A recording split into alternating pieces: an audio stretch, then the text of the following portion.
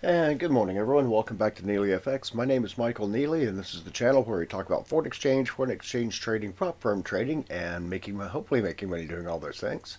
This is the time for my daily Forex update and the trade review for Wednesday, March the 4th. Today, Wednesday, March the 4th. And what a wonderful morning it is. Let's see. Let's go ahead and get started with the risk disclosure. We are talking about risk, so you need to know about it. This channel is for educational and entertainment purposes only and does not constitute trading or financial advice. I am a professional trader, not a broker. Trading my own capital. I do not solicit funds, manage client accounts, nor do I hold CFTC or NFA registration. Forex trading is highly speculative with a high risk of losing some or all of your investment capital. Only trade with funds you can comfortably afford to lose. And I should also mention that I had NFA registration many, many years ago when I was a broker, about 20, I guess it's 25 years ago now, back in 2002 to 2004. And also, I'm an aspiring funded prop firm trader with a couple of companies in England, Audacity Capital and FXify right now. Uh, uh, and here's the CFTC risk disclosure. Forex trading carries a high degree of risk and may not be suitable for all investors. The high degree of leverage can work against you as well as for you. Before trading Forex, consider your investment objectives, experience, and risk appetite. You could sustain a loss of some or all of your investment capital. And really, they should say this about crypto too, but that's a whole nother bag. So we won't talk about that. Let's go ahead and get into our here. Their market snapshot for today. Currency strength meter is what I call it. Dollar's way down here. Dollar's getting pummeled today, and the Japanese yen and the Kiwi are on top. So that's where we would pick any potential trades. So by taking that into consideration, that really reflects market sentiment more than anything. However, we trade on price, so market sentiment is a part of that. However, we're not really partial to that. I don't know what that's all about. That's I apparently have an ad blocker on here somewhere, and I can't find it. But at any rate, here we have the risk on here. So that's always fun. Risk on meter is at 66, so risk is on. Stock market should be bouncing back today. Matter of fact, let's go ahead and take a look at those. Go to my least favorite financial site, CNBC, and let's see what's going on there. Sometimes I go there for news. I remember when this was a fantastic channel. Not so much anymore. In fact, when I was a broker, we used to keep this on in the office all day long. And then something happened around 2006, 2008-ish, around in there. So, yep, looks like we're green right there. Not by much, but a little bit. So I'll close that window out. I don't need that anymore. After that, we'll come to the pivot meter. And I took a quick look at these.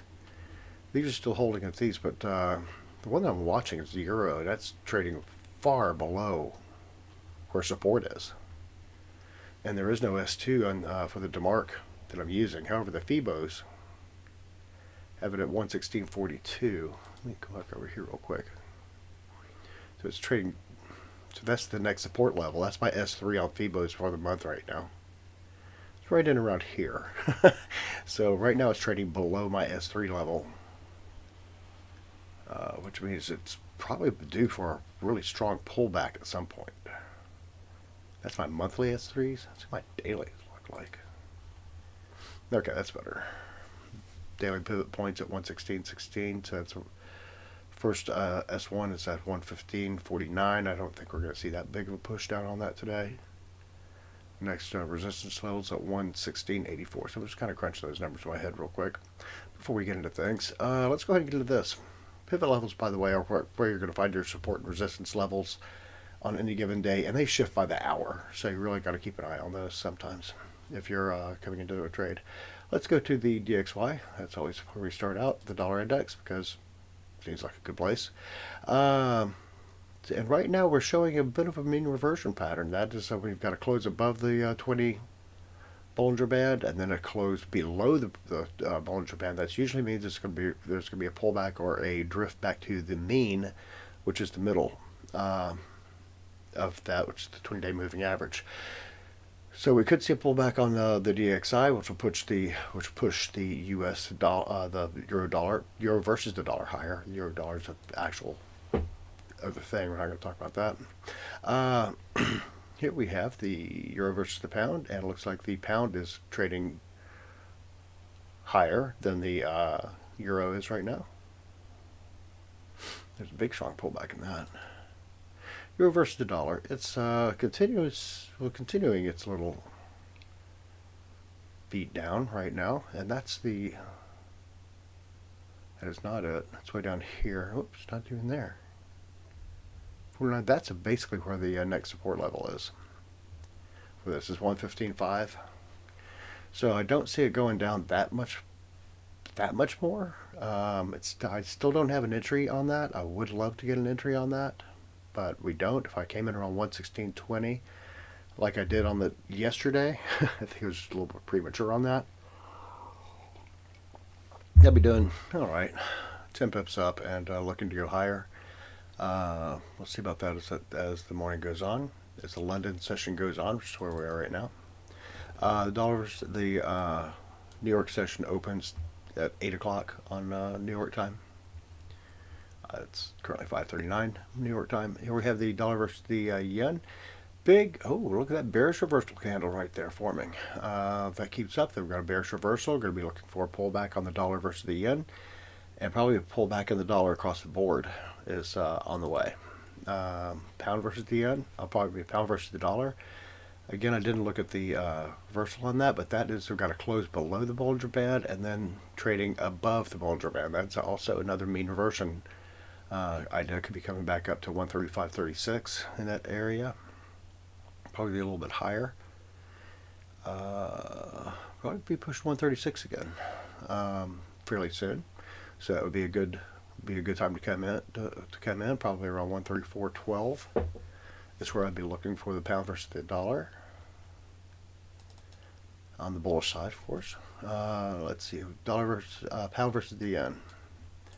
Love it, but I don't see a trade right here. This is just starting to consolidate again, and just like down here, I'm not sure which direction it's going to pop. Could go one, could go the other.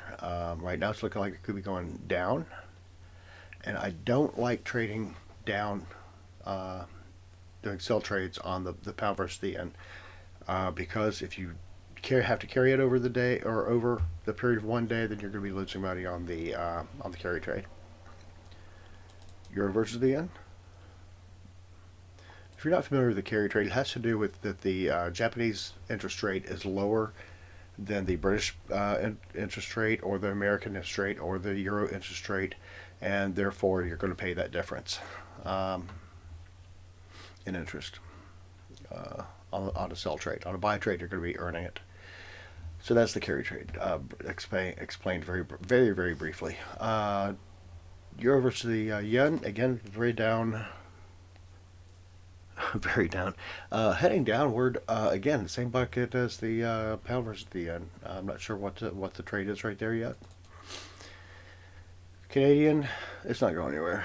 It's been stuck for a week now, longer than that, almost going on 2 weeks, just kind of hanging out right there at 136.75-ish. It seems to be the close every day too, so within 5 or 10 pips. So that's I'm not touching that one. That's just not going anywhere, just kind of laying there.